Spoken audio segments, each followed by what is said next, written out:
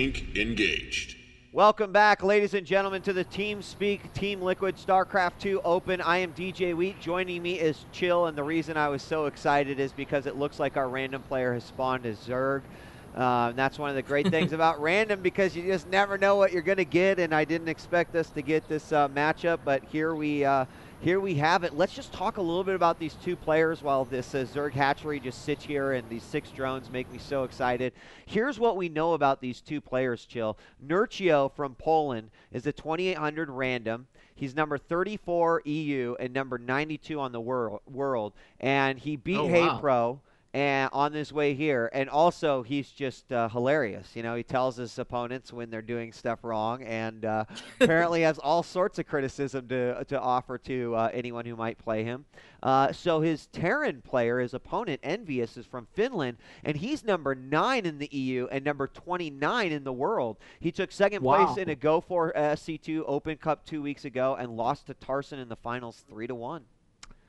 So you know, This kind of goes to show you that all the big names you see at the big tournaments aren't necessarily the quote-unquote best in the world, because, you know, number 9 on the European ladder, and he's not really a household name yet. This could be his big breaking point. Yeah, and number 29 in the world. Now, the same thing can be said for this random player. Right, and actually, Hotbids forwarded us a little story about Nerchio here. Apparently in the round of 8, he beat a Terran's all-in when he random Zerg versus Terran, and the Terran went all-in.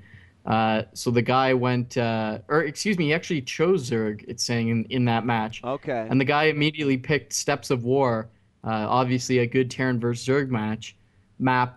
So Nerchio just switched to Terran and beat him straight up Terran versus Terran. So apparently his random background gives him that versatility. Okay, so if a map doesn't work out for him, he just, you know, screw it, and he just switches to another race. So am I reading it right? Does that mean he's starting game 1 on random, or he is race picking from? I think he played random up until the round of 8, and from then on, he's picking his race based on the map and based on the opponent. Okay. So I believe he has chosen Zerg in this game, and we'll probably be able to figure out if it was chosen or not based on how Envious kind of approaches the matchup from the get-go. Right, and we are going to be on Metalopolis, so here's the countdown. Let's get started here in 5, 4, 3, 2, 1, go. And we've got Nerchio, our, whoa, with a really awesome split there. He sends a couple of drones behind the mineral line there to check things out. It's an early scout, Zerg, take note. And then he got everyone on. He is spawning in the 3 o'clock position. At the 12 o'clock position, it's the pink Envious playing as the Terran. And replay is not as funny as stream. So Nerchio already getting his first words in here. Now, here's the other interesting thing, of course, being in these close positions to send this Overlord over.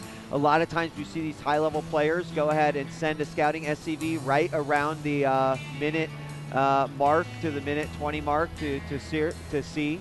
So Envious is saying, yeah, you want fame. And so Nerchio did see that. He knows exactly where his opponent is, and his opponent has not seen the Overlord. Yeah, and looks like Nerchio went for a 10 Overlord, which has been scientifically proven by our esports scientists to be less economic than going for the 9 Overlords. So we'll have to forward that on to Nerchio and let him know. I was looking intently to see if he was going to do any sort of 5 or 7 Roach Rush, but looks like that's not in the playbook here.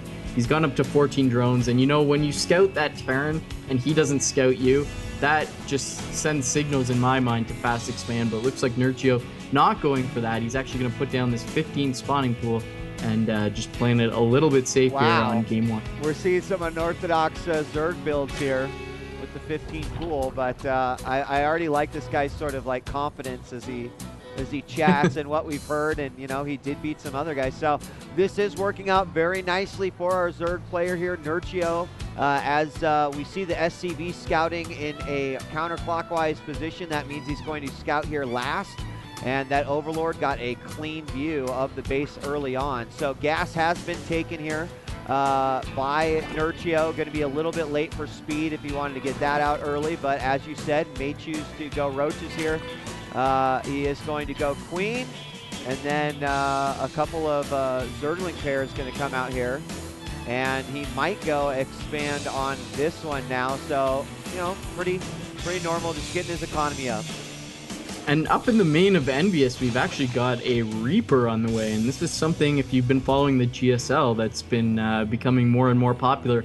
As Zergs continue to fast expand, you can throw down a bunker, get a few Reapers out there before Zergling speed is complete, and you can really get in there and deal a lot of damage. With the first 100 gas completed, Nerchio immediately researches Zergling speed, and that should keep his expansion safe, but we'll have to see how good Envious's Reaper micro is. As the first Reaper is out, just dancing back and forth, gonna pick up this scouting ling and then head straight over to the natural expansion. Yeah, SCB is there too, pulled the queen out a little bit. Here comes that Reaper. Reaper gonna now make his way in through the back. No lings there on the cliff. And, little bit of a bunker block off here. Yeah, it does look like he's gonna put 2 down in that one. And now the queen is off the creep. And it's not going to be good. We've got some drones now coming out. Oh my God, it gets us around on the Reaper. And he takes it out, no problem. He will be able to stop this bunker rush. And that was actually pretty costly. Another one is going to go in down here. And he is going to, no, he doesn't know about it yet. So Ling's better get, there, okay. He sees it now as the creep pops out. And but we got Ling's just sitting over here, not doing anything yet, as there is another Reaper inside the base. Wow, Nerchio's drone control and drone defense is just incredible. You don't see 4 drones surround a Reaper that often. It was just a clean surround, letting the queen pick it off. Now dropping a creep tumor so he can connect the Zerg main and Zerg expansion, and really doing well to defend that cleanly with minimal losses. He's only got a few Zerglings out and probably just going to pump out drones, and he's dropped a Roach Warren, so that'll keep him safe from any sort of Hellion or Reaper follow-up. Meanwhile, Envious going to put that expansion command center into an orbital, and how is he going to follow this up? Researching stim packs right now, getting a reactor, getting 2 reactors, and getting a 3rd barracks, probably going to be a 3rd reactor, so we're going to see that Marine heavy style following up, and he's actually dropping a scan on the main base of Nerchio, so he's going to see exactly what's going on there, going to see the Roach Warren and the lair just beginning. Yeah, it's a little scary, you know. I think that Envious will be able to pump out a real sizable army early on, and if it is mostly Marines, he's going to have to make sure that he has the right army composition to that. Do not see any sort of Baneling's Nest at this point, which is almost a go-to versus Terran, but in this case, he is going to put a Ling out to stop, but we've got a Reaper coming out to make sure that that orbital command can land, and we'll continue on here. Wouldn't be surprised to see the Zerg take a 3rd here pretty soon, but he's got a really good economy. He could just start pumping out a lot of units. Yeah. He's basically got no army in comparison to what the Terran has right now. He's got to be careful, because I think the Terran's going to be able to start pumping out units real quick. You know, this is a really strong Zerg player, one who realizes in StarCraft 2, you don't really need to rush to take a 3rd base. In Brood War, when Terran took a fast expansion, you really needed a 3rd base, but players are finding out in StarCraft 2 as Zerg, you really don't need that. And look at the income tab, Wheat. Look at this disparity. We've got a muled Terran at 29 harvesters and 1,000 minerals per minute, and meanwhile a Zerg just on 2 bases with just drones at 1,500 minerals per minute. That is just sick. And here's where it's going to get scary. This first group is moving out right now, Chill. And what do we have in production right now? Only 4 roaches, a ton of lings, roach speed going in right now. There is a spine crawler that is probably not going to be finished by the time it actually reaches this position right here. And I mean, it's going to be all about the link control right here. He'll be able to, and here we go, moving in. He's going to push him back. I think the Zerg army is getting pretty scary here as he's building a lot of reinforcements, and Terran is reinforcing a little slower here. Bringing in a lot of roaches as a Zerg. Good kiting going on by the Terran, but he's forced off the creep. Zerg will probably not give chase, or screw it, he's in attacking mode now. But this is how you play Zerg, especially against Terran. You just sit back, build your drones, defend with drones, take your beatings, and then suddenly you turn it on. And look at Terran is backed up right against the wall with these roaches running forward, dealing so much damage. And even with a lot of Marauders, we've actually got a goop on one of the Tech Lab add-on barracks, so you can't make Marauders out of that one. And just contamination out of the Overlord, so nice. The Roach is now forced to retreat and taking a lot of damage as SCP's following suit. We've got Burrow on the way. and another hatchery at bottom right, actually 2 hatcheries in production, as a second one in the main to just keep up with this insane economy. He needs 4 hatcheries to keep that production up. Yeah, this queen was brought back, I believe, by mistake. Now he's going to try to reposition himself here. He was able to reinforce nicely, but as you said, the Zerg was able to get in there and do some very, very nice unit production very, very quickly. And now he's got a pretty sizable army here right in the middle. He needs to start getting that creep out here. And another move out here by this Terran player, Envious. He's going to move out. All his Marines are up in the front, and they are all like hurting. There's a lot of red units in there. As we see, this fairly big army did a great job moving his army out of position there. He's got to know that it's reinforced right now, but this should be a pretty good attack.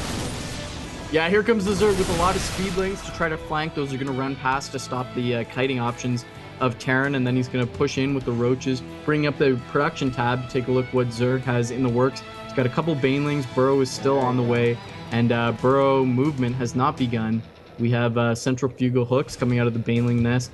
Looks like Terran is going to return home. I feel like that is a strong move. He just doesn't have the forces necessary to deal with this until he gets medevacs out. Now the problem is when you go back and let basically Zerg take his third base uncontested when he's got a ridiculous economy like that, well, if you push the game further into the late game, it's going to get sick. So Envious really needs to sit back, build up his economy, build up his production, and then get some harassment options going. I'd like to see him use the starport to start dropping with the medevacs. If he puts out a big ball and basically tries to go fist on fist with the Zerg player, it's probably not going to end well for our Terran player. And it does look like there was some overseer corruption going down on a few of these barracks, at least stopping Marine production for a little while. I think that overseer got taken out. I don't see him anywhere. And we got some tanks moving out as well here for Envious. Meanwhile, look at this, actually moving around, might actually choose to attack from one of these other locations.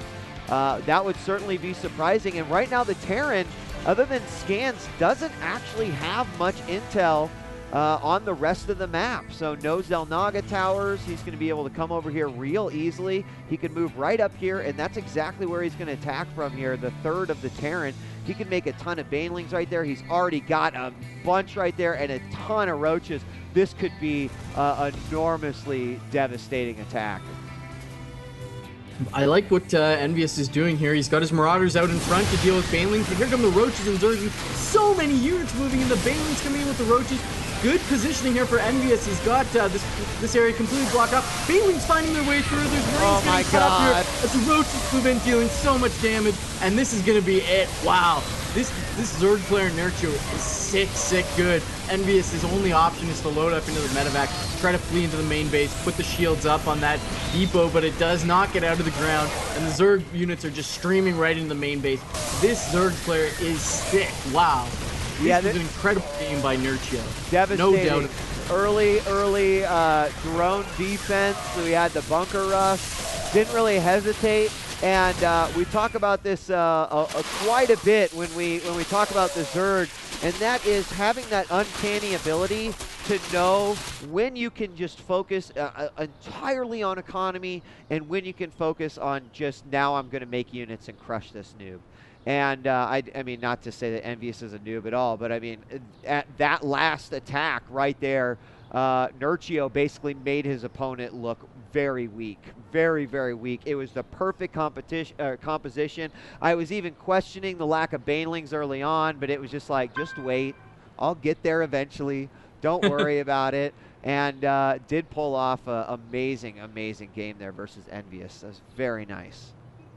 Right, and we saw in the end of that replay, it looks like Envious wants to call to go to Lost Temple, a map that's very famous for Terran versus Zerg. A lot of Terrans feel comfortable against Zerg there with the cliffing opportunities and the small choke into the natural.